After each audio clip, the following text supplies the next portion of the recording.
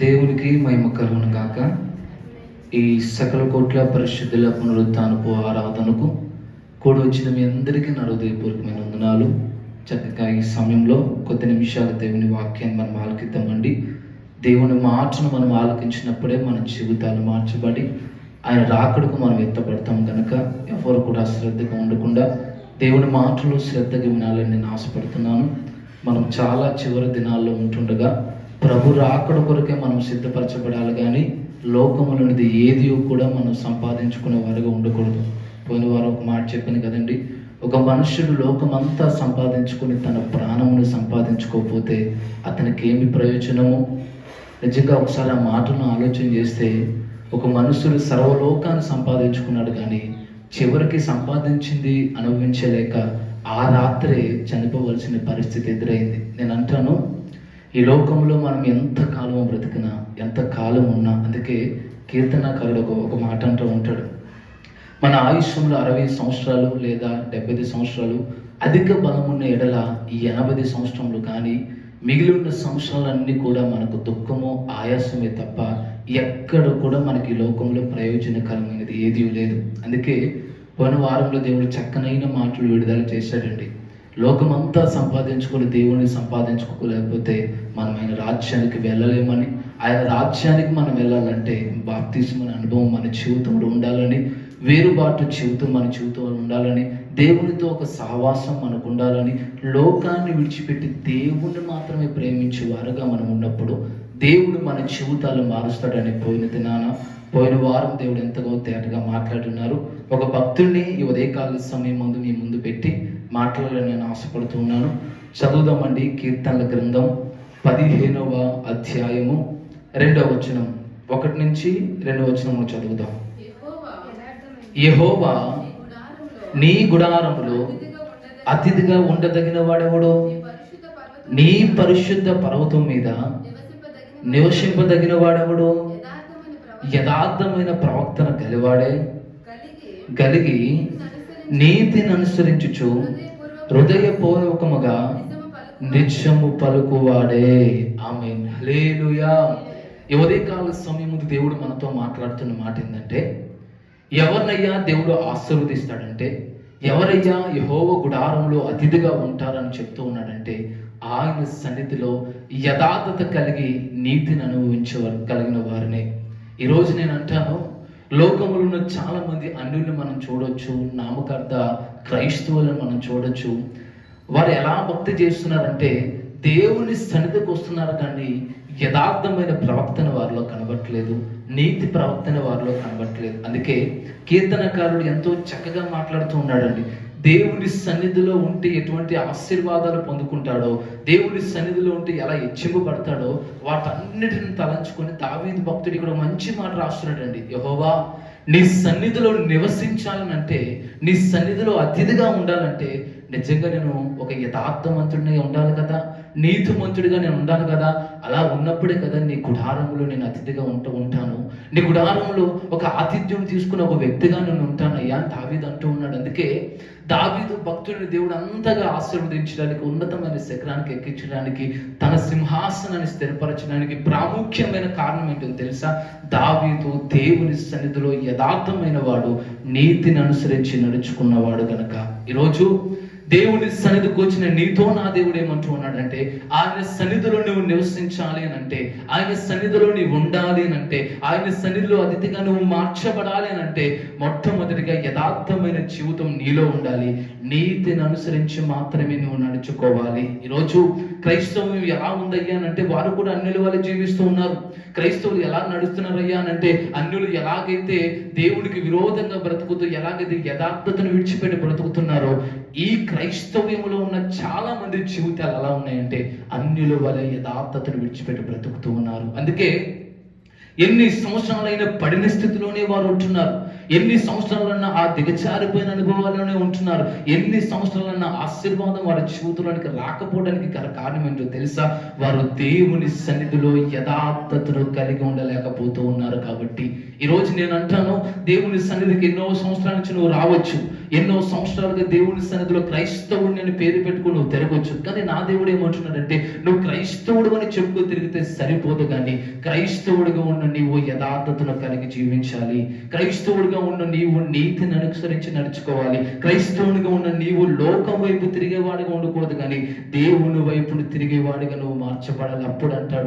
అప్పుడు దేవుడు అంటాడు, నా గుడారములో నువ్వు అతిథిగా ఉంటావు అని అంటూ ఉన్నాడు. ఈరోజు దేవుని సన్నిధిలో, దేవుని గుడారములు అతిథిగా ఉండాలని ఆశ నీలో ఉందా? దేవుని సన్నిధిలో నివసించాలని ఆశ నీలో ఉందా? అందుకే దావీదు భక్తుడు ఒక మాట అంటాడు, జనులు నాతో దేవుని సన్నిధికి వెళదామని చెప్పినప్పుడు సంతోషించి దేవుని సన్నిధికి పరుగులెత్తుకొని వెళ్ళిపోయేవాడంట. అందుకే దావీదు సింహాసనాన్ని దేవుడు స్థిరపరిచాడు. దావీదు వంటి రాజు ఈ ప్రపంచంలో ఎవ్వరూ లేనంత స్థాయికి దావీదును దేవుని తీసుకొని వెళ్ళిపోయి ఉన్నాడండి. ఈ ఆత్మీయ జీవితంలో ఎన్నో అనుభవాలు వస్తాయి, ఎన్నో ఇబ్బందులు వస్తాయి, ఎన్నో కలవరాలు వస్తాయి, ఎన్నో కన్నీళ్ళు వస్తాయి, ఎన్నో నిందలు వస్తాయి, ఎన్నో ఇబ్బందికరమైన మాటలు మన మీద మాట్లాడతారు. అయినను దేవుని నమ్ముకున్న మనము యథార్థతను బట్టి జీవించాలి. అయినను దేవుని నమ్ముకున్న మనము నీతిని బట్టి జీవించాలి. అందుకే క్రైస్తవుడిగా ఉన్న నీవు లోకానికి ఒక ప్రత్యేకమైన జీవితం బ్రతకాలి. ఎవరైనా ఒక అన్యుడు నిన్ను చూస్తున్నప్పుడు ఏం మాట్లాడాలో తెలుసా? వీడు నిజంగా దేవుని నమ్ముకున్న క్రైస్తవురాలరా, నిజంగా దేవుని నమ్ముకున్న వాడురా, వీడు నడిచేద్దా ఉంటేనే ఆ పరలోకపు ప్రత్యక్షత మాకు కనబడుతుందయ్యా అని చెప్పుకొని అన్నిలో మాట్లాడుకోవాలండి. ఈరోజు చిన్నప్పటి నుంచి క్రైస్తవంలో ఉన్నానని మనం చెప్పుకుంటున్నాం, కానీ యథార్థతను కలిగి మనం జీవించగలుగుతున్నామా? నీతిని అనుసరించి మనం నడుచుకోగలుగుతున్నామా? దావీదు అంటున్నాడు, నేను దేవుని సన్నిధిలో నీతిని అనుసరించి యథార్థంగా నేను బ్రతికాను కాబట్టి ఈ రోజు నా సింహాసనాన్ని దేవుడు స్థిరపరిచాడు. ఈ రోజు నా దేవుడు నా జీవితాన్ని మార్చేశాడు. ఒక ఉన్నతమైన శిఖరానికి నా దేవుడు నన్ను తీసుకొని వెళ్ళిపోయాడు. కానీ నిన్ను నా దావీదు ఏం మాట్లాడుతున్నాడంటే, నా వలె నీవు యథార్థత కలిగి ఉన్నావా? నా వలె నీతిని అనుసరించి నడుస్తున్నావా? ఒకవేళ భక్తుడు ఈ రోజు నీ దగ్గరకు వచ్చి నువ్వు యథార్థత కలిగి నీతిని అనుసరించి నడుస్తున్నావు అని అడిగితే నువ్వు ఏం చెప్పగలవు? నిజంగా యథార్థత కలిగి నువ్వు జీవించగలుగుతున్నావా? నువ్వు చేస్తున్న పనిలో కానీ, నువ్వు నడుస్తున్న ఆ స్కూల్లో కానీ, కాలేజ్లో కానీ ఎక్కడైనా యథార్థత కలిగి నువ్వు జీవిస్తున్నావా? లేదా ఒకవేళ యథార్థతను విడిచిపెట్టి, దేవుని సన్నిధిని విడిచిపెట్టి, నీతిని విడిచిపెట్టి ఒకవేళ అక్రమంగా నువ్వు బ్రతుకుతున్నావేమో, అక్రమమైన జీవితాన్ని నువ్వు బ్రతుకుతున్నావేమో, ఒకవేళ యథార్థతని విడిచిపెట్టి అనుభవాలు నీ జీవితంలో ఉన్నాయేమో, ఒకవేళ నీతిని విడిచిపెట్టిన అనుభవాలు నీ జీవితంలో ఉన్నాయేమో. ఈ రోజు నా దేవుడు ఏమంటున్నాడు తెలుసా? ఇది మొదలుకొని నువ్వు యథార్థతని కలిగి జీవించగలిగితే అప్పుడు అంటున్నాడు, ఆయన సన్నిధిలో ఒక అతిథిగా నువ్వు మార్చబడిపోతావని. ఆయన సన్నిధిలో అతిథిగా ఉండాలంటే ఏం చేయాలి తెలుసా? మొట్టమొదటిగా ఆయన సన్నిధిలో యథార్థత కలిగి ఉండాలి. రెండవదిగా నీతిని అనుసరించి జీవించాలి. ఈరోజు ఎలా నడుస్తున్నావు? అన్యులు యథార్థత లేకుండా నడుస్తున్నారు, నీవు కూడా యథార్థత లేకుండా నడుస్తున్నావు. అన్యులు లోకానుసారంగా బ్రతుకుతున్నారు, నీవు కూడా లోకానుసారంగా బ్రతుకుతున్నావు. ఎలాగ యథార్థత నీ జీవితంలోనికి వస్తుంది? ఎలాగ నీతి నీ జీవితంలోనికి వస్తుంది? ఎలాగ పరిశుద్ధత నీ జీవితంలోనికి వస్తుంది? ఎలాగ భక్తి నీ జీవితంలోనికి వస్తుంది? అన్యులకు వ్యతిరేకంగా నువ్వు బ్రతికినప్పుడే కదా, లోకానికి వేరే నువ్వు జీవించినప్పుడే కదా దేవునికి ఇష్టానుసారంగా ఉంటావు. అందుకే పౌలు భక్తుడు ఒక మాట అంటాడు, ఈ లోకములున్నది దేవునికి ఇష్టానుసారమైనది కాదు అని. ఒకవేళ లోకాన్ని నువ్వు ప్రేమిస్తున్నావేమో, లోకంలో ఉన్న అందాన్ని నువ్వు ప్రేమిస్తున్నావేమో, లోకంలో ఏదో రమ్యముగా నీకు కనబడుతుందని దాన్ని నువ్వు ప్రేమిస్తున్నావేమో. ఈ రోజు నా దేవుడు అంటున్నాడు, ఒకవేళ నువ్వు లోకస్తుల వలె ఉంటే, లోకములోనే నీ సంతోషాన్ని వెతుక్కుంటే అది నాకు ఇష్టము కాదు, అది నాకు ఇష్టమైనది కాదు, నేను మెచ్చుకునేది కాదు. కానీ దావీదు గురించి దేవుడు ఏమంటున్నాడు తెలుసా? ఇతను నా సేవకుడు, నేను ఏర్పరచుకున్న నా కుమారుడు అని అంటూ ఉన్నాడు. కానీ దేవుడు మన పక్షంగా ఉన్నటువంటి మాటను తెలియజేయగలుగుతున్నాడా? ఇతను నా కుమార్తె, ఇతను నా కుమారుడు, ఇతను నా సేవకుడు, ఇతను నా అడుగు చాడులో నడుచుకుంటున్నాడు దేవుని ద్వారా ఏ రోజైనా సాక్ష్యం పొందేవా? కానీ ఈ దావీదు భక్తుని దగ్గరికి వస్తే దేవుడు ఏమంటున్నాడంటే, ఇతను నా సేవకుడు అంటూ ఉన్నాడు. ఎందుకో తెలుసా? దావీదు దేవుడి సన్నిధిలో యథార్థతను కలిగి ఉన్నాడు. దావీదు నీతిని అనుసరించి మాత్రమే నడుచుకున్నాడు. అందుకే అక్కడ కింద ఒక మంచి మాట రాయబడి ఉంటుందండి. 16వ అధ్యాయము 11వ వచనం చదువుతాం. జీవ మార్గమును నీవు నాకు తెలియజేసేదవు, నీ సన్నిధిని సంపూర్ణ సంతోషము కలదు. ఒకవేళ మనం దావీదు దగ్గరికి వెళ్ళి, దావీదు ఎందుకయ్యా దేవుని సన్నిధి అంటే అంత ఆసక్తి నీకు? దేవుని సన్నిధి అంటే ఎందుకు నీకు అంత మక్కువ? దేవుని సన్నిధి అంటే ఎందుకు నీకు అంత ఇష్టం?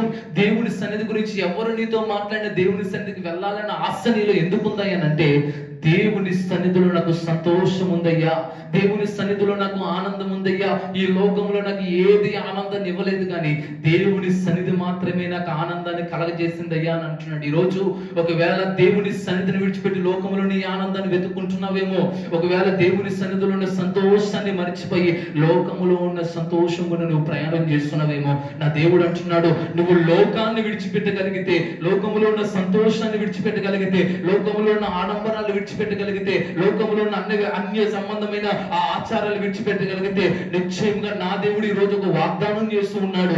దావీదు సింహాసనాన్ని దేవుడు ఎలా స్థిరపరిచి ఉన్నాడు, దావీదు ఎలాగైతే తన గుడారంలో అతిథిగా మార్చుకుని ఉన్నాడో, నిశ్చయముగా నా దేవుడు నేను ఒక గుడారంలో అతిథిగా మార్చుకును గాక. హల్లెలూయా. దేవుని సన్నిధిలో యథార్థత కలిగిన వారే అండి ఆయన సన్నిధిలో, ఆయన గుడారంలో అతిథిగా మార్చబడిపోతారు. ఈరోజు ఆయన సన్నిధికి వెళ్ళాలన్న వాంఛ, ఆలోచన, ఆసక్తి నీ జీవితంలో కలుగుతుందా? దేవుని సన్నిధి అంటే ఆసక్తి నువ్వు చూపించగలుగుతున్నావా? పనాల దగ్గర ప్రార్థన జరుగుతుందంటే పరిగెత్తుకుని వెళ్ళగలుగుతున్నావా? కానీ దావీదు అంటాడు, నేను రాజసింహాసనం ఉన్నప్పుడు నా దేవుని ఒకేలా స్తుతించాను, గొర్రెల దొడ్డిలో ఉన్నప్పుడు కూడా నా దేవుని ఒకేలా స్తుతించాను అంటున్నాడు. ఈరోజు కొంతమంది జీవితాలు చూస్తే ఎలా ఉన్నాయంటే, ఆశీర్వదింపబడిన తర్వాత దేవుని విడిచిపెట్టవలసిన పరిస్థితులు వచ్చినాయి వారి జీవితంలో. ఆశీర్వదింపబడిన తర్వాత దేవుని మర్చిపోవలసిన పరిస్థితులు వచ్చినాయి. దేవుని ద్వారా ఆశీర్వదింపబడిన తర్వాత దేవుణ్ణి మర్చిపోయి చాలా మంది జనము అన్యులు లోకంలో తిరగట్లేదా? ఈరోజు ఏమంటున్నాడంటే, దేవుని నమ్ముకున్న నీవు ఆశీర్వాదంలోనూ ఒకేలా ఉండాలి, దుఃఖంలోనూ ఒకేలా ఉండాలి, ఆ గొర్రెల తొట్టులో కూడా ఒకేలా ఉండాలి. అందుకే దావీదు గురించి దేవుడు ఎంతో ఆనందిస్తాడండి. దావీదు ఆ వ్యక్తిత్వాన్ని చూస్తే దేవుడికి చాలా ఇష్టమైన మనుషుడు ఎవరైనా ఉన్నాడంటే దావీదే. చాలా ఇష్టానుసరుడైన దావీదుగా బ్రతుకుతున్నాడు ఆ వ్యక్తి. నేను అంటాను, దేవునికి అంత ఇష్టానుసారంగా బ్రతకడానికి గల కారణం ఏందో తెలుసా? లోకములో నాకు సంతోషం లేదు, దేవుని సన్నిధిలో నాకు సంతోషం ఉందని దావీదు ఎప్పుడైతే దేవుని సన్నిధికి పరిగెత్తి ఉన్నాడో, అప్పుడు తన సింహాసనాన్ని దేవుడు స్థిరపరిచి ఉన్నాడండి. ఈరోజు దేవుని సన్నిధికి వచ్చిన ఒక తీర్మానం తీసుకో. దేవుని సన్నిధికి వచ్చినప్పుడు, దేవుని సన్నిధికి వచ్చిన నీవు ఒక ప్రతిష్ఠ తీసుకో. ఇక మీదట ఆ లోకములో ఉన్న అన్యుల వల్లే నేను బ్రతకనయ్యా, ఇక మీదట ఇక లోకములో ఉన్న ఆ నామకార్థ క్రైస్తవుల వల్లే నేను ఉండను, ఇక మీదట లోకములో చాలా మంది భక్తి చేస్తున్నారే అటువంటి వ్యర్థమైన భక్తి చేయను, నా దేవునికి ఇష్టానుసారమైన భక్తి చేస్తాను, ఆయన సన్నిధిలో సంతోషం ఉందని లోకమును నేను విడిచిపెట్టి పరిగెత్తానయ్యా అని ఒక తీర్మానం నువ్వు తీసుకోగలిగితే, ఆయన సన్నిధిలో నువ్వు ఒక అధికారిగా మార్చబడతావు, ఆయన సన్నిధిలో ఒక అతిథిగా నువ్వు మార్చబడతావు. దావీదు అందుకే చాలా విషయాల్లోనండి ఎన్నో సమస్యలు వచ్చాయి, ఎన్నో ఇబ్బందులు వచ్చాయి, ఎన్నో కలవరాలు వచ్చాయి. సౌలు మహారాజు ఎన్నోసార్లు దావీదు వెనకాల పడినా కూడా ఏ రోజు కూడా దావీదు భయపడకపోవడానికి గల కారణం ఏందో తెలుసా? దావీదు దేవుని సన్నిధిలో ఉన్నాడు కాబట్టి.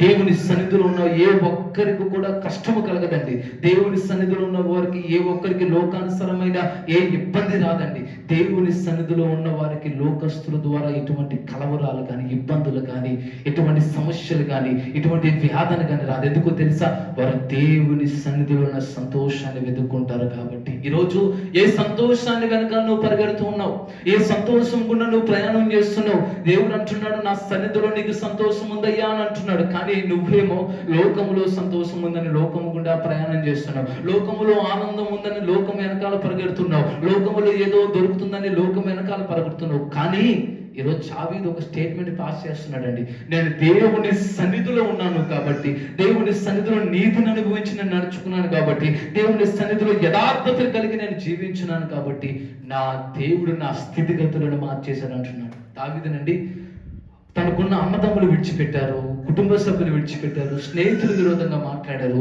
అందరూ విడిచిపెట్టినా కూడా దావీదు ఆ అరణ్యంలో యెహోవాను మాత్రమే సేవించాడండి. ఎవరిని సేవించలే. దావీదుకి అప్పుడే అర్థమైపోయింది, లోకస్తులకి ఎంత మంచిగా ఉందామన్నా కూడా ఏదో ఒక విషయం, ఏదో ఒక రకమైన నిందన మీద వేస్తున్నారే. లోకస్తులకి ఎంత చేరువలో ఉందామన్నా ఎక్కడో ఒక నన్ను బాధపడుతున్నారే. వారి మాట ద్వారా కానీ, వారి ప్రవక్తన ద్వారా కానీ ఒకసారి మాట్లాడకుండా ఏదో రకంగా నన్ను ఇబ్బంది పడుతున్నారే. కానీ దేవుని సన్నిధిలో నేను ఉంటే ఎలా ఉంటుందన్న ఆలోచన చేసుకొని దావీదు ఎప్పుడైతే దేవుని సన్నిధిలో నిలవబడి ఉన్నాడో, దావీదు ఎప్పుడైతే దేవుని సన్నిధిలో అరణ్యంలో ఎతికి ఉన్నాడో, అప్పుడు దావీదుతో దేవుడు వాగ్దానం చేస్తూ ఉన్నాడు అంటే, నువ్వు నా సన్నిధిలో ఉన్నావు కదా, నువ్వు నా దగ్గర ఉన్నావు కదా, నువ్వు నన్ను అడ్డుకట్టుకుని ఉన్నావు కదా, యథార్థత కలిగి నువ్వు ఉన్నావు కదా, నీతిని అనుసరించి నువ్వు నడుస్తున్నావు కదా, ఇక మీదటి ఇశ్రాయేలుకు రాజుగా నేను నిన్ను మార్చేస్తున్నాను, ఇశ్రాయేలు ప్రజలందరికీ రాజుగా నేను నియమించబోతున్నానని దావీదుతో చెప్పినప్పుడు నిజంగా దావీదు హృదయం ఎంతో పొంగిపోయిందండి. నిజమే కదా, ఇంతకాలము లోకంలో ఎవరో సహాయం చేస్తారని ఇటు అటు తిరిగి ఉన్నాను, కానీ ఎప్పుడైతే నా దేవుణ్ణి నేను ఆశ్రయించానో, ఎప్పుడైతే నా దేవుని సన్నిధిలోనే సంతోషం ఉందని, ఎప్పుడైతే నా దేవుని సన్నిధిలోనే ఆ ఆనందం ఉందని ఎప్పుడైతే నేను ఎదుర్కొన్నానో, ఆ ఆనందాన్ని బట్టి దేవుడు నన్ను గొప్ప చేశాడయ్యా అని దావీదు సాక్ష్యం ఇస్తూ ఉన్నాడు. ఈరోజు చాలా మంది జీవితాలను చూస్తే ఎవరో సహాయం చేస్తారని, ఎవరో చేయూతనిస్తారని, ఎవరో ఏదో సహాయం చేస్తారని వారిపైన ఆధారపడి వారి దగ్గరికి వెళ్తారు. వారు తిరిగి విరోధమైన మాటలు మాట్లాడతారండి. లోకంలో ఉన్న వారి బుద్ధే అంతండి, లోకస్తుల మనసే అంత. ఒక రోజు నిన్ను పొగుడుతారు, ఒక రోజు నీకు విరోధమైన మాటలు మాట్లాడతారు, ఒక రోజు నిన్ను హెచ్చిస్తారు, ఒక రోజు కాలు కిందకి తీసుకొని వెళ్ళిపోయే పరిస్థితుల్లోనికి తీసుకొని వెళ్ళిపోతారు. కానీ నా దేవుడు ఎటువంటి వాడో తెలుసా? ఆయన నువ్వు నమ్ముకోగలిగితే, ఆయన పైన నువ్వు ఆధారపడగలిగితే, యథార్థతను అనుసరించి నువ్వు నడుచుకోగలిగితే, నీతిని అనుసరించి నువ్వు నడుచుకోగలిగితే, ఆయన సన్నిధిలో నువ్వు నివసించగలిగితే నిశ్చయముగా నన్ను నీ దేవుడు విడిచిపెట్టకుండా, లోకస్తులు ఎలాగైతే నీ చెయ్యి విడిచిపెట్టారో వారి వలె కాకుండా ఆయనే చెయ్యి పట్టుకుని నా అద్దరికి నడిపించును గాక. హల్లెలూయా. ఆయన అద్దరికి ఎలా నడిపిస్తాడో తెలుసా? ఆయన పైన మనం ఆనుకున్నప్పుడు, ఆయన మనలో ఒక ఉన్నతమైన శిఖరానికి ఎలా తీసుకుని వెళ్తాడో తెలుసా? ఆ ఉన్నతమైన శిఖరానికి వెళ్ళాలన్న వాంఛ మనలో ఉన్నప్పుడు, ఆయన ఉన్నతమైన శిఖరానికి వెళ్ళాలన్న వాంఛ, ఆయన సన్నిధిలో ఉండాలన్న వాంఛ ఎప్పుడైతే మన జీవితంలో ఉంటుందో అప్పుడు దేవుడు ఉన్నతమైన శిఖరానికి ఎక్కిస్తాడు. అందుకే దావీదు అంటాడు, ఎక్కలేనంత ఎక్కైన కొండపైకి నన్ను తీసుకొని వెళ్ళయ్యా అంటున్నాడు. నేను ఎక్కలేనంత ఎత్తైన కొండపైకి నన్ను తీసుకొని వెళ్ళు. నేను ఎక్కలేని పరిస్థితులు నేను ఉన్నాను. ఈ లోకంలో నేను ఉంటుండగా బలహీనుడిగా నేను ఉన్నాను, అసమర్థుడిగా నేను ఉన్నాను, బలము నా జీవితంలో లేదు, ఆస్తి నా జీవితంలో లేదు, లోకస్తులు బ్రతుకుతున్నట్టు నేను బ్రతకట్లేదయ్యా, నీవు నా ఆధారం కాబట్టి ఎక్కలేనంత ఎత్తైన కొండపైకి నన్ను ఎక్కించు, నేను నీ కొరకు ఒక సింహాసనాన్ని నేను అక్కడ కడతాను, నీ కొరకు ఒక గుడారాన్ని నేను కడతానయ్యా అని అన్నాడు, అని తీర్మానం తీసుకున్నాడు. ఈరోజు నేను అంటాను, లోకములో నువ్వు ఎంత సంపాదించుకున్నా కూడా నీకు ఆనందం కలగదండి. నేను ఒక మాట చెప్పనా? దావీదు రాజైన తర్వాత కూడా ఆనందం లేదు. దావీదు రాజైన తర్వాత కూడా లోకానుసారమైన ఏదో కలవరం దావీదుని ఇబ్బంది పెట్టిందే కానీ దావీదు మనసంతా ఎక్కడుందంటే దేవుని సన్నిధి గురించే మనసు ఉంది దావీదుకు. దేవుని సన్నిధికి ఎప్పుడు వెళ్ళాలా, దేవుని సన్నిధిలో ఎప్పుడు మోకరించాలా, దేవుని సన్నిధిలో ఎప్పుడు పరిచర్య చేయాలా, దేవుని సన్నిధిలో ఎప్పుడు దేవునికి ఇష్టానుసారమైన ప్రార్థన చేయాలన్న ఆసక్తి దావీదు జీవితంలో ఉంది కాబట్టి దావీదును దేవుడు అంతగా హెచ్చించున్నాడండి.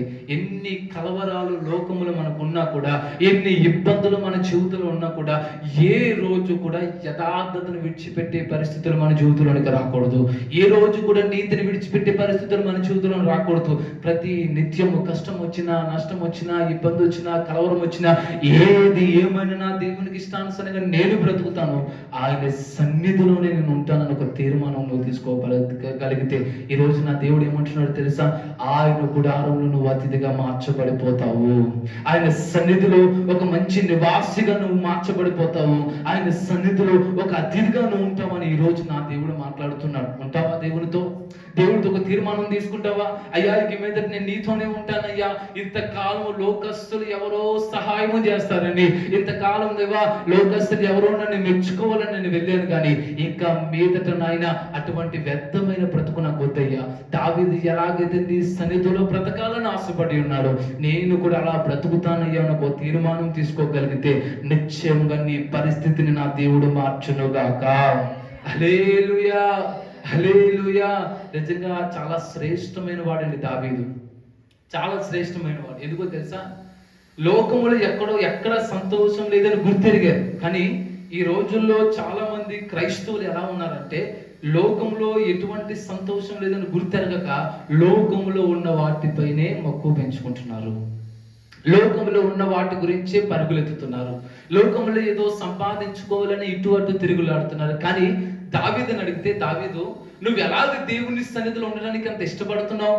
ఎందుకయ్యా దేవుని సన్నిధి అంటే నీకు అంత ఇష్టం అంటే, దేవుని సన్నిధిలో నాకు సంతోషం కలుగుతుంది, దేవుని సన్నిధి ద్వారా నేను హెచ్చింపబడ్డాను, దేవుని సన్నిధి ద్వారా ఉన్నతమైన శిఖరానికి దేవుడు ఎక్కించాడు. ఈ రోజు అదే తీర్మానంలో నేను ఉన్నాను కాబట్టి చనిపోయేంత వరకు నా సింహాసనాన్ని ఎవరు తీసుకోలేదని అంటూ ఉన్నాడు. ఈరోజు నీ సింహాసనము కానీ, నీకున్న ఆస్తిపాస్తులు కానీ, నీకున్న అంతస్తే కానీ, నీకున్న ఆ పలుకుబట్టే కానీ, నీకున్న ఆ గొప్పతనమే కానీ పోకుండా ఉండాలి అని అంటే నువ్వు మొట్టమొదటిగా దేవుని సన్నిధిలో గడపాలి. దేవుని సన్నిధిలో నీవు ఉండాలి. ఆయన సన్నిధిలోని సంతోషం ఉందని నువ్వు ఎప్పుడైతే ఆయన సన్నిధిలో నివసించగలవో అప్పుడు నా దేవుడు మీ పరిస్థితిని మార్చును గాక. ఎందుకయ్యా దేవుని సన్నిధిలో ఏముందయ్యా అని మీరు నన్ను అడిగితే ఒక చక్కటి మాటను తెలియజేస్తానండి. చక్కటి మాటను తెలియజేస్తాను. అయితే యాకోబు తండ్రి ఇంటిని విడిచిపెట్టి యాషోబుకు విరోధమైన ఆ పని చేసి యాషోబు నుంచి పారిపోవాలని తల్లి తనకు ఒక బుడ్డిని, ఒక కర్రను, ఒక నూనెను ఇచ్చి, నువ్వు నా తమ్ముడైన లాబాన్ దగ్గరికి వెళ్ళి, నా అన్న అయిన లాబాన్ దగ్గరికి వెళ్ళిపో, ఇక్కడుంటే యాషోబు నేను చంపేస్తాడని తెలియజేయగానే ఏశావు దగ్గర నుంచి యాకోబు ఏం చేస్తాడంటే అరణ్యము గుండా ప్రయాణం చేస్తాడు. అరణ్యములో ఏమీ దొరకట్లేదు, కష్టము తప్ప, నష్టము తప్ప, ఇబ్బంది తప్ప ఎవ్వరూ లేని ఒంటరితనంలో నడుచుకుంటూ వెళ్ళిపోతున్నారు. ఎందుకు నా పరిస్థితి ఎలాగైపోయింది? ఎందుకు నా సిచ్యువేషన్ ఎలాగైపోయింది? ఎందుకు నేను ఇలాగైపోయినాను? ఈ ఒంటరితనం నాకేంది? ఈ అరణ్యంలో నా పరిస్థితి ఏంది? ఈ అరణ్యంలో నన్ను ఆదరించేవారు ఎవరూ లేరా? ఎందుకు ఇంత ఇబ్బందులు పాలైపోయినాను? ఎందుకు ఇంత సమస్యలు పాలైపోయాను? నా అన్న అయిన యాషోబు నన్ను ఎందుకు తరుముతున్నాడని తనలో తను బాధపడిపోతూ ఒక రోజు రాత్రి అక్కడ ఒక రాయిని తీసుకొని తలగడగ చేసుకొని అలా పడుకున్నాడండి. అలా పడుకున్నాడు. అయితే ఆకాశం నుంచి ఒక నిచ్చెన కింద కనబడుతుందండి. తన దర్శనంలో నిచ్చెన కనబడి పైకి కిందకి ఎక్కుతూ దిగుతూ చాలా మంది దేవతలు కనబడుతూ అక్కడ అలా పడుకొని లేచిన తర్వాత తనలో తను అనుకుంటున్నాడు, నిజమే కదా, ఇది దేవుని సన్నిధే కానీ వేరొకటి కాదు, ఇది దేవుని మందిరమే కానీ వేరొకటి కాదు. ఇక్కడ నేను ఒక ధ్వజాన్ని నిలవబడతాను, ఇక్కడ నూనె వేసి దీన్ని నేను అభిషేకించి వెళ్తాను, దీనిని నా దేవుడు నాకు ఇవ్వబోతున్నాడని ఎప్పుడైతే అనుకొని యాకోబు అక్కడ రాయిని ప్రతిష్ఠింపజేసి నూనెను రాసి అభిషేకించి వెళ్ళి ఉన్నాడో అక్కడ అంటున్నాడండి, నేను దేవుని సన్నిధిలో ఉన్నాను, నా దేవుని సన్నిధిలో నేను ఉన్నాను. ఇక్కడ మనం అర్థం చేసుకోవాల్సిన విషయం ఏంటో తెలుసా? దేవుని సన్నిధిలో ఆయన నిన్ను దర్శిస్తాడు. దేవుని సన్నిధిలో నా దేవుడు నీతో మాట్లాడతాడు. దేవుని సన్నిధికి వస్తే నా దేవుడు నీతో తేటగా మాట్లాడతాడు. నీకు ఏ మాట అయితే అవసరమై ఉందో, నీకు ఏదైతే అవసరమైందో, ఏ మాట చేత నువ్వు ఆదరింపబడతావో, ఏ మాట చేత నీ జీవితం మార్చబడుతుందో, ఏ మాట చేత నువ్వు కట్టబడతావో నా దేవునికి తెలుసు. కాబట్టి నువ్వు దేవుని సన్నిధిలోకి వచ్చి నిలవగలిగితే నా దేవుడు నిన్ను దర్శిస్తాడు. ఎలా దర్శిస్తాడో తెలుసా? యాకోబునకు కలగజేసిన ఆ దర్శనాన్ని కలగజేస్తాడండి. ఆ ఆకాశం నుంచి దేవదూతలు ఎక్కుతూ వెళ్ళిపోతూ ఉన్నాయంటండి. ఎక్కుతూ వెళ్ళిపోతూ ఉన్నాయి. కొన్ని ఏమో కిందకు వస్తున్నాయి, కొన్ని ఏమో పైకి వెళ్ళిపోతున్నాయి. దర్శనానికి అర్థం ఏందో తెలుసా? ఆ వ్యక్తిని కూడా ఉన్నతమైన శిఖరానికి ఎక్కించాలని. యాకోబు గురించి ఒక చక్కనైన మాట చెప్పాలండి. లోకమంతా సంపాదించుకున్నాడు, వెళ్ళాడు, తన మామ దగ్గరికి వెళ్ళాడు, 14 సంవత్సరాలు ఇబ్బంది పడ్డాడు, 2 కుమార్తెలను పెళ్లి చేసుకున్నాడు. మరలా ఇంకొక 7 సంవత్సరాలు ఉండమని చెప్పాడు. ఇంకొక 7 సంవత్సరాలు ఉన్నా కూడా లోకాన్ని సంపాదించుకున్నాడు, కానీ తన హృదయంలో ఎక్కడ కూడా మనశ్శాంతి లేదు, సమాధానం లేదు, సంతోషం లేదు, ఆనందం లేదు. ఒకప్పుడు తీర్మానం తీసుకునేది యెహోవా సన్నిధే, ఆయన సన్నిధిలో ఉంటే సంతోషం నాకు కలుగుతుంది, ఆయన సన్నిధిలో ఉంటే దేవుడే నన్ను దర్శిస్తాడని ఆ తీర్మానాన్ని మర్చిపోయి ఒక అన్య స్త్రీల గురించి వెళ్ళాడు. ఆ స్త్రీల గురించి 21 సంవత్సరాలు ఇబ్బంది పడ్డాడు, కలవరం పడ్డాడు, బాధపడ్డాడు, ఎన్నో సమస్యలు పొందుకున్నాడు. చివరికి ఏం జరిగిందో తెలుసా? తన మామైన లాభాన్ని పంపించిన తర్వాత తనకి ఏది ఇవ్వకుండా ఒక నిందతో పంపిస్తున్నాడు. చూడండి, దర్శనాన్ని కోల్పోయాడు యాకోబు. ఒకప్పుడు దర్శనం పొందుకున్నాడు దేవుని ద్వారా, దేవదూతలు కనబడ్డారు, దేవుని సన్నిధి కనబడింది, ఇది దేవుని సన్నిధి అని తెలుసుకున్నాడు, దేవుని సన్నిధిలోనే ఆనందం ఉందని తెలుసుకున్నాడు. ఎప్పుడైతే దర్శనాన్ని విడిచిపెట్టాడో లాభాన్ని ఇంటికి వెళ్ళి సమస్యల బారిన పడిపోయాడు. నిజమే కదా? అప్పుడు యాకోబుకి ఒక ఆలోచన వచ్చింది. 21 సంవత్సరాలుగా నేను ఇక్కడ ఉన్నానే, నాకు ఏ ప్రయోజనం కలిగింది? 21 సంవత్సరాలుగా ఇక్కడ నేను ఒక బానిసలా పనిచేస్తున్నాను మా మామ దగ్గర, నాకు ఏదైనా ఫలితం ఉందంటే ఏ ఫలితం లేక చివరికి అసమాధానం, కలవరం, ఇబ్బంది, సమస్య యాకోబుని వెంటాడుతుంది. సమాధానం లేని పరిస్థితుల్లో నడుస్తున్నాడు. అప్పుడు యాకోబు నిజమే కదా, ఒకరోజు నేను తీర్మానం తీసుకున్న దేవునితో, ఆయన సన్నిధిలో ఉంటే సంతోషం నాకుందే, ఆయన సన్నిధిలో ఉన్నప్పుడు దేవుడు నన్ను దర్శించాడే, ఈ రోజు మరలా నేను ఆ సన్నిధికి పరిగెట్టి వెళ్ళిపోతాను, మరలా నా సన్నిధికి నేను తిరిగి వెళ్తాను, నా తండ్రి దగ్గరికి నేను మరలా వెళ్తాను, నా తండ్రి దగ్గర సంతోషం ఉంది, ఇంతకాలం సంతోషాన్ని అంతా నేను పోగొట్టుకున్నాను, ఇక మీదట ఈ లాభాన్ని దగ్గర ఉండి నా సంతోషాన్ని పోగొట్టుకోను, నా దేవుని దగ్గరికి వెళ్ళి నేను సంతోషాన్ని కలగజేసుకుంటున్నాను. ఎబోకు రేవు దగ్గరికి వెళ్ళి రాత్రంతా పెనుగులాడానంటండి. రాత్రంతా దేవుని పాదాలు పట్టుకున్నాడు. నువ్వు నన్ను ఆశీర్వదించే తప్ప నేను ఇక్కడి నుంచి వెళ్ళనయ్యా అని ఒక తీర్మానంలో పట్టుబట్టి ప్రార్థనలో మోకరించి అలా ప్రార్థన చేస్తూనే ఉన్నాడు. నేను అంటాను, యాకోబుకు ఆశీర్వాదం లేదా? గొర్రెలు ఉన్నాయి, మందలు ఉన్నాయి, ఆస్తుపాస్తులు ఉన్నాయి, ఆ దాసులు ఉన్నారు, భార్యలు ఉన్నారు, పనివారు ఉన్నారు, అందరూ ఉన్నారు. కానీ ఆ ఆశీర్వాదం గురించి ఒక మాట చెప్పాలంటే, ఆశీర్వాదం వెనకాల సమాధానము కలుగుతుంది. ఆశీర్వాదం అంటే యాకోబు జీవితంలో సమాధానం. అక్కడ ఉన్న లోకమంతా సంపాదించుకున్నాడు, కానీ తనకు సమాధానం లేక ఇబ్బంది పడుతున్నాడు, తనకు సమాధానం లేకుండా కలవరపడిపోతున్నాడు.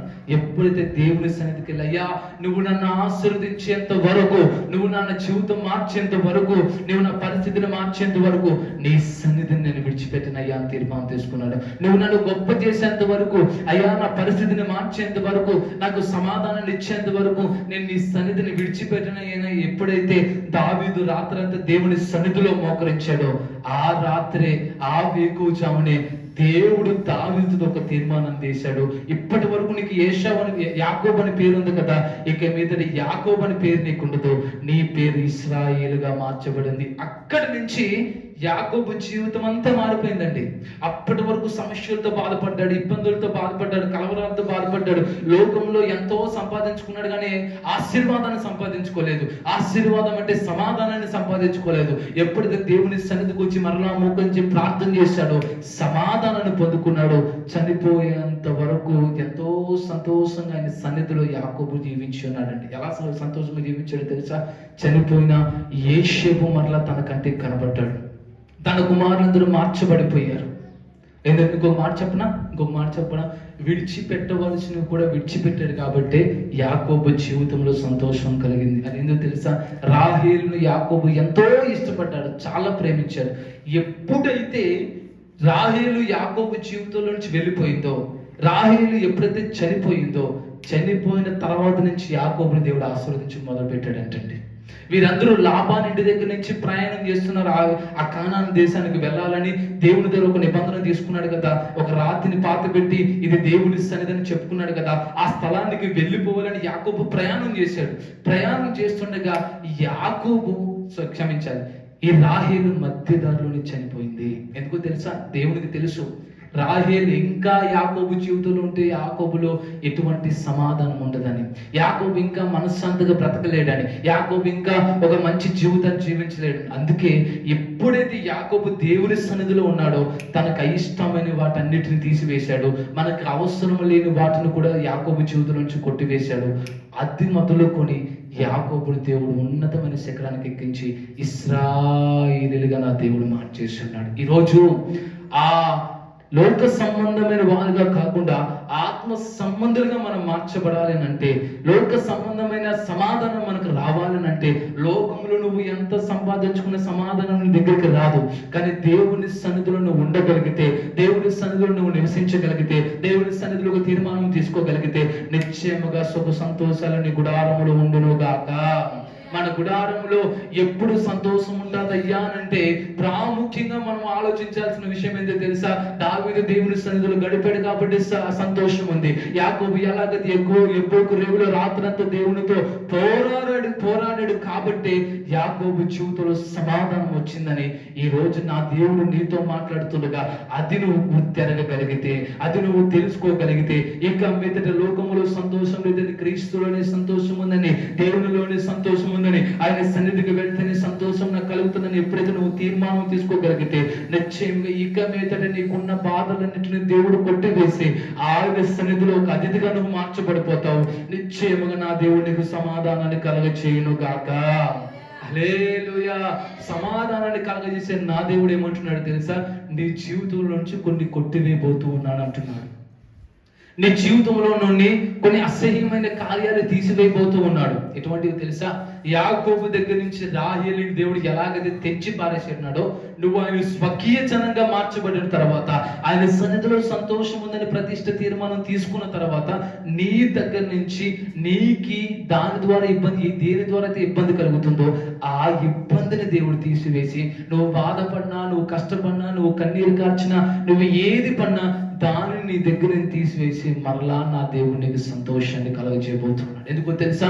నువ్వు దేవుని సన్నిధిలో ఒక తీర్మానం తీసుకోబోతున్నావు. కాబట్టి ఈరోజు ఒక ప్రతిష్టలోకి రండి.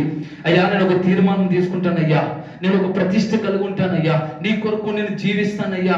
ఇక మీదట నాయన నీ లోకములో, అయ్యా ఈ లోకంలో ఉన్న సంతోషం వెంబడి కాదు కానీ నీ కొరకు నేను నిలబడతానయ్యా, నీ సన్నిధిలో ఉన్న సంతోషం కొరకు నేను ప్రాకులాడతానయ్యా. నువ్వు దేవుని సన్నిధిలో ఒక తీర్మానం తీసుకోగలిగితే ఈరోజు నా దేవుడు అంటున్నాడు, నీ స్థితిగతులను మార్చిపోతున్నాడు, నీ పరిస్థితులను మార్చిపోతున్నాడు, నీ కష్టాన్ని కొట్టివేయబోతున్నాడు, నీ కలవరాన్ని కొట్టివేయబోతున్నాడు. ఏ కన్నీటి మధ్యలో నీవు ఉన్నావో ఆ కన్నీటిని దేవుడు కొట్టివేసి ఒక నాట్యాన్ని దేవుడు నీకు దయచేసి నోటి నిండా నా దేవుడు నవ్వులు కలగ చేయును గాక. హల్లెలూయా. ప్రారంభంలో ఒక 2 మాటలు చెప్పానండి. యథార్థతగా మనం బ్రతకాలి, నీతిని అనుసరించి బ్రతకాలి. మనం ఏ పని చేయనియండి, ఏ పరిస్థితుల్లో మనం ఉండియండి, ఏ వ్యాపారం చేయనియండి, అందులో యథార్థత మనకు ఉండాలి, అందులో నీతి మనకు ఉండాలి. యథార్థతను దాటి నువ్వు ఏ పని చేసినా లోక సంబంధంగా అన్ని నువ్వు సంపాదించుకోవచ్చు, కానీ దేవుని మాత్రం సంపాదించుకోలేవు. 60-70 సంవత్సరాలు బ్రతికే దాని గురించి నువ్వు ఎంతో సుఖంగా ఈ లోకంలో ఉండొచ్చు, చనిపోయిన తర్వాత నిత్య నరకాగ్ని నువ్వు వెళ్ళిపోతావు. గల కారణం ఎందుకు తెలుసా? యథార్థతను నువ్వు విడిచిపెడితే, నీతికి నువ్వు దూరం అయిపోతే, యథార్థత కలిగిన నీ భక్తిని విడిచిపెడితే, నీతి కలిగిన నీ భక్తి జీవితాన్ని విడిచిపెడితే, నువ్వు ఈ లోకములో సంతోషం ఉండొచ్చు కానీ పరలోకములో సంతోషం నీకు కలగదండి. ఆయన రాజ్యానికి వెళ్ళడానికి అర్హత కూడా నువ్వు పొందుకోలేవు. అందుకే పోయిన వారు ఒక మంచి మాట చెప్పానండి. ధనవంతుడు లాజరు ఇరువురు ఉన్నారు. ఇద్దరు చనిపోయి దేవుని దగ్గరికి వెళ్ళిపోయాడు. ధనవంతుడు లోకములో ఉన్నంతకాలం ఎంతో సంతోషంగా బ్రతికాడు, విచ్చలవిడితనమైన బ్రతికాడు, లోకం అంతా సంపాదించుకున్నాడు. చనిపోయిన తర్వాత నిత్య నరకాగ్నికి వెళ్ళిపోయాడు. కానీ లాజరు అయితే ఆ కింద కురుపులతో బాధపడ్డాడు, కన్నీటితో బాధపడ్డాడు, ఆహారం లేక బాధపడ్డాడు, కలవరాల మధ్యలో ఉండిపోయారు. ఎవ్వరూ సహాయం చేయలేని పరిస్థితుల్లో ఉన్నాడు. కుక్కలో వచ్చి తన కురుపులు నాకే పరిస్థితుల్లోని ఈ లోకంలో ఉన్నంతకాలం ఎంతో మహావ్యాధను అనుభవించి చనిపోయినాడు. కాబట్టి అబ్రహాము రొమ్ముకు వెళ్ళిపోయి ఉన్నాడు. ఈ లోకంలో ఉన్న సంతోషాలు ఏది కోరుకోవద్దండి. ఈ లోకంలో ఉన్న ఆనందాన్ని మనం కోరుకోవద్దు, ఎందుకంటే అది శాశ్వతం కాదు. శాశ్వతమైనది ఏదో తెలుసా? దేవుని సన్నిధి నీకు శాశ్వతం, దేవుని సన్నిధి నీకు శాశ్వతం. అది తప్ప వేరేది ఒక్కటి ఏదీ లేదండి. అందుకే యాకోబు భక్తుని దేవుడు మన ముందు నుంచి ఒక మంచి మాట చెప్పాడు. యాకోబు లోకాన్ని సంపాదించుకున్నంత కాలం సుఖము సంతోషం లేదు. ఆస్తిని సంపాదించుకున్నాడు, చాలా సంపాదించుకున్నాడు, కానీ లోకం వరకే. ఎప్పుడైతే దేవుని సన్నిధికి వచ్చి నీవే నా దిక్కయ్య అని ఎప్పుడైతే తీర్మానం తీసుకున్నాడో యాకోబు జీవితాన్ని మార్చేసాడు. దావీదు దగ్గరికి వస్తే దావీదు అరణ్యంలో ఎంతమంది విరోధంగా మాట్లాడినా కూడా లోకాన్ని ఈ రోజు ఆశ్రయించలేదు.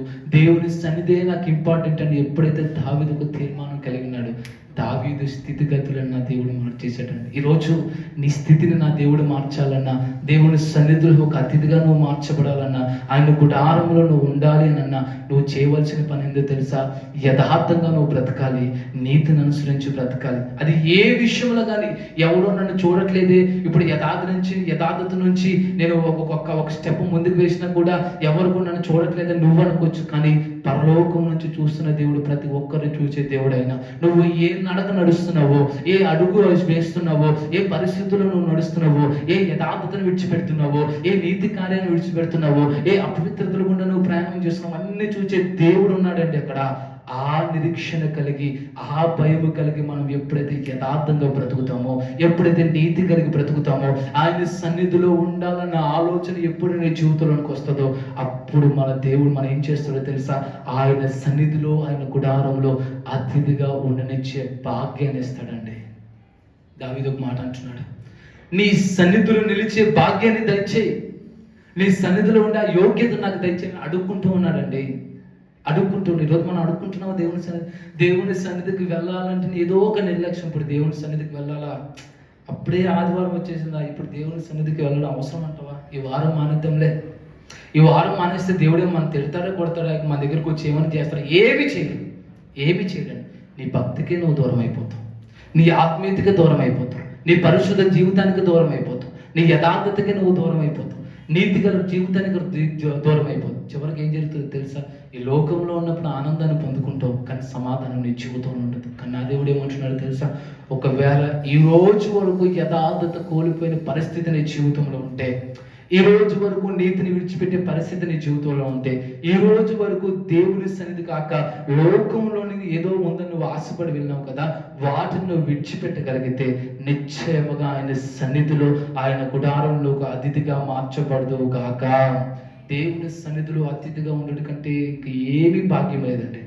దేవుని సన్నిధిలో ఒక అతిథి, ఒక మాట చెప్పనండి, ఎవరైనా మన ఇంటికి వస్తే మనం ఎంత మర్యాద చేస్తాం. ఒక అతిథి మన ఇంటికి వచ్చాడు అనుకోండి, మన చిన్నాన్న కానీ పెద్దనాన్న కానీ మనకు తెలిసిన వారు కానీ మన కుటుంబీకులు కానీ ఎవరైనా మన ఇంటికి వస్తే మనం ఎంత ఎంత చక్కగా చూసుకుంటాం. అలాగే దేవుని సన్నిధిగా మనం వెళ్ళినప్పుడు, దేవుని సన్నిధిలో యథార్థతను అనుగురించి మనం నడుచుకున్నప్పుడు, ఎలాగైతే దేవుని సన్నిధిలో నీతిని అనుసరించి మనం నడుచుకుంటామో, దేవుడు కూడా మనకు అటువంటి ఆతిథ్యాన్ని ఇస్తాడంట. ఎలా ఆతిథ్యాన్ని ఇస్తాడో తెలుసా? మనం ఎలాగైతే అన్యుళ్ళు ఎవరైనా మనం ఇంటి బంధుమిత్రులు మన ఇంటికి వచ్చినప్పుడు ఎలాగైతే చూస్తామో, దానికంటే రెట్టింపైన ఘనతను దేవుడు ఇవ్వబోతున్నాడు. ఆయన గుడారం అంటే, ఆయన సన్నిధి అంటే ఏంటో తెలుసండి? ఆయన సన్నిధిలోనే మనకు సంతోషం ఉంది, ఆయన సన్నిధిలోని సమాధానం ఉంది, ఆయన సన్నిధిలోని మన స్థితిగతులు మార్చబడిపోతాయి, ఆయన సన్నిధిలోని మన పరిస్థితులన్నీ కొట్టివేయబడి ఆయన సన్నిధిలో ఉన్నప్పుడే ఆయన మనకు ఒక ఆతిథ్యాన్ని ఇవ్వబోతూ ఉన్నాడు. ఎటువంటి ఆతిథ్యాన్ని ఇస్తాడో తెలుసా? లోకములో ఎవ్వరు కూడా నీకు ఇవ్వలేని ఆతిథ్యాన్ని, లోకములు ఎవ్వరు కూడా నిన్ను గౌరవించలేని ఆ ఆతిథ్యాన్ని, అటువంటి ఆతిథ్యాన్ని ఇస్తూ ఉంటే, కొన్ని వేల మంది నన్ను చూస్తూ ఉంటే వారి మధ్యలో నుంచి నా దేవుడు నేను పిలవబోతూ ఉన్నాడు. అది నిజమైన ఆతిథ్యం. ఈ లోకములు మనం ఇచ్చే ఆతిథ్యం కాదండి. ఈ లోకంలో ఉన్నవారు మనమే వచ్చిన బంధువులకి ఎంతో ఆతిథ్యాన్ని ఇస్తాం, కానీ దేవుడు మనకు ఆతిథ్యాన్ని ఇస్తే అది నిజంగా చాలా శ్రేష్టమైనది, గొప్పది, చాలా ఉన్నతమైనది. ఆ ఆతిథ్యాన్ని పొందుకోవాలంటే మొట్టమొదటిగా యథార్థతను కాపాడుకో, నీతిని అనుసరించి నడుచుకో, ఆయన సన్నిధిలో ఉండాలని ఒక వాంఛ కలిగి ఉండగలిగితే, దావీదును ఆశీర్వదించిన దేవుడు, యాకోబును ఆశీర్వదించిన దేవుడు, నా దేవుడు నిన్ను కూడా ఆశీర్వదించి నీ కుటుంబంలో గొప్ప సమాధానాన్ని నా దేవుడు కలగచేయును కాక. ఆమెనందరూ కూడా మోకరించి ప్రార్థన చేసుకుందామండి. ఒక మంచి తీర్మానంతో ప్రార్థన చేసుకుందాం. దావీదు అంటున్నాడు, అయ్యా నీ సన్నిధిలో తప్ప ఎక్కడ కూడా నాకు ఆనందం లేదయ్యా, నీ సన్నిధిలో తప్ప ఎవ్వరు కూడా నాకు మర్యాద ఇవ్వలేదయ్యా, నీ సన్నిధి తప్ప ఎక్కడ కూడా ఎవరు కూడా నాకు ఆతిథ్యం ఇవ్వలేదయ్యా. అందరూ నన్ను తృణీకరించిన వారే, అందరూ నన్ను బయటకు పొమ్మన్న వాళ్ళే, అందరూ నన్ను ఎందుకు పనికిరానన్న వారే.